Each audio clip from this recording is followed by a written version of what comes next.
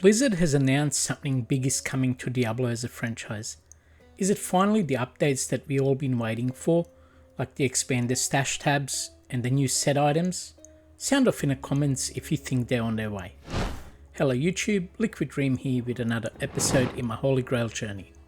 Last episode treated us pretty well. We picked up some solid Grail progress with key uniques and a couple of drops that definitely kept the motivation high going into this week. But you know what, enough of that and let's get into it.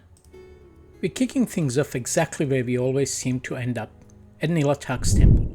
No warm up, no easing into it, straight down the straight and into chaos. Pindleskin bursts out of the floor with his usual enthusiasm, surrounded by his daft little entourage, and within seconds the screen is already flashing with drops. It's fast, it's violent, and it's everything I love about this farming spot. One item in particular stands out. Not top tier, not flashy, but absolute a proper Holy Grail tick and very usable in right situations.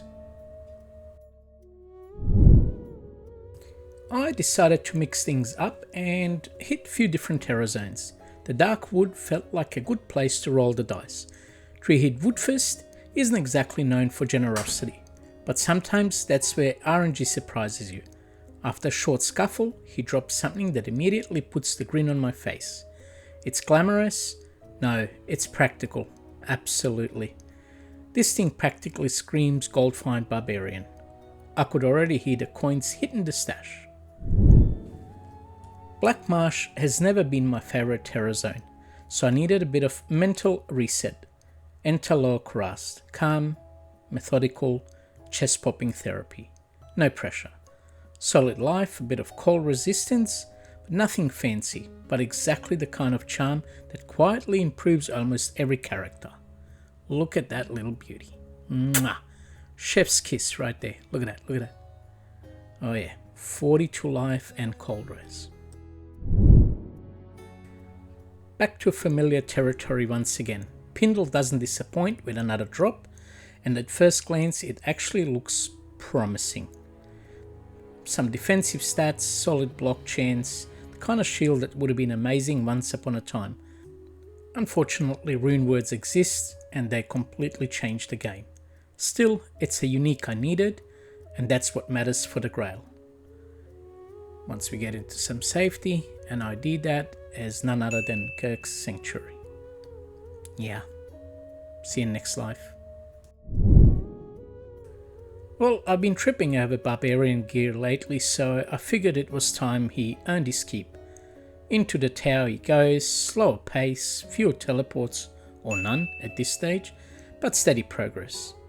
The counters drops, well, an Eth rune. Is it something exciting? Not really, but upon checking, I figured that I didn't have that item. Still with the Barbarian, this section is all about honesty. Early game Barbarian is rough. Slow clears, awkward positioning, and a whole lot of potion chugging, pardon me. Andariel makes him work for every inch, and when she finally goes down, the reward is exactly what you expect at this stage. Nothing shiny, nothing memorable. Just a brutal reality of the grind, and a bunch of useless items on the ground. Well, the progress kept going and I hit the forge, and with that forge we can go up to an rune, not holding my breath, and look, we got Ral, which is very useful actually. I'll take it. Pindle was terrorized, and while the Barbarian is busy cooking dinner, the Sorceress is absolutely dismantling Pindleskin again and again. The drop this time is a classic. Not exciting, not rare, but incredibly practical. Early game mercenaries love this thing, and honestly, so do I. It's a steel skull with all them nice attributes. Back to the Barbarian, and this time we have reached the Ancients. This fight is pure suffering. 3 Ancient Barbarians, all with nasty modifiers. Well, not really, it's only normal. Versus one undergeared Barbarian though, who is absolutely questioning his life choices. There's some whirlwinds, some leaps, shouts. It's chaos from the very first second.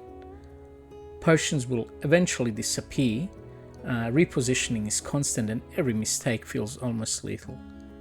There's no drops here, no loot explosion and no dopamine hits, just a slow, grinding battle of attrition.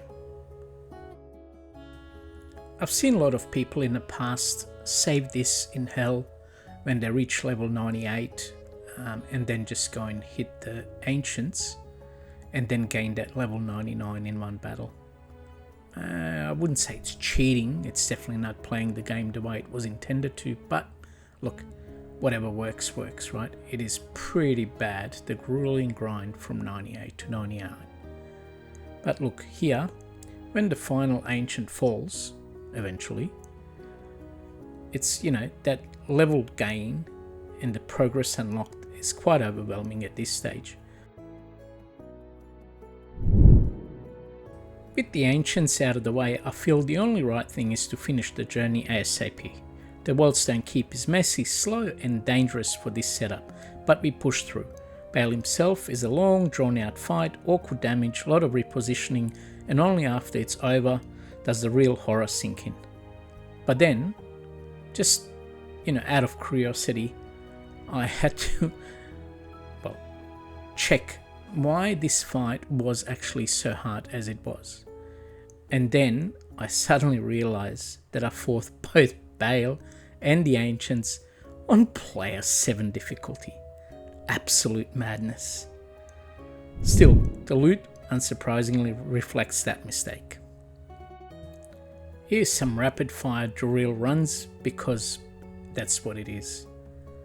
This one here is just showcasing a ring that he dropped, which I will identify at a later stage.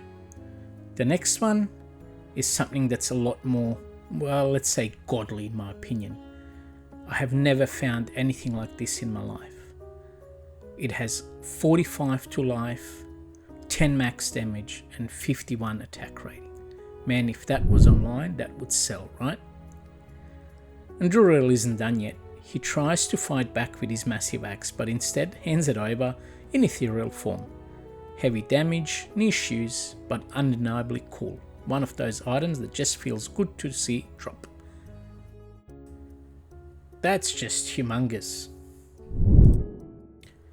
As the terror zone hour starts ticking down, Duriel decides to be generous one more time. Stats are decent, nothing record breaking, but let's be honest, I always get excited when I see one of them charms hit the ground. It's none other than a Geed's Fortune Grand Charm. Yep, not bad. Not bad at all. Trying to squeeze in last few runs, the next drop immediately grabs my attention. Ethereal, replenishing quality, and excellent stats across board. This is one of those items that's just beautifully rolled. And it's eventually, here we go. Oh yeah. It's raised flight. Now very useful in my opinion. Final run of the session, Duriel goes down one last time and contributes another Holy Grail item. It's not meta, it's not exciting, and there are plenty of better options. But 3 open sockets always makes you pause and think maybe, just maybe, this could be useful, but not really. It is Headhunter's glory. Pre-runes, that would have been excellent. Well, all too soon that brings us to the end of another video. Today was stacked. Pindleskin doing Pindleskin things, Terror Zones delivering, and Duriel absolutely popping off, and one of those best charms I've ever found since joining this. If you enjoyed the episode, smash that like button, drop a comment letting me know your favourite farming spot, and subscribe if you want to follow the madness all the way to a completed grail. But until next time, peace out YouTube, and may Lady Luck be on your side. Da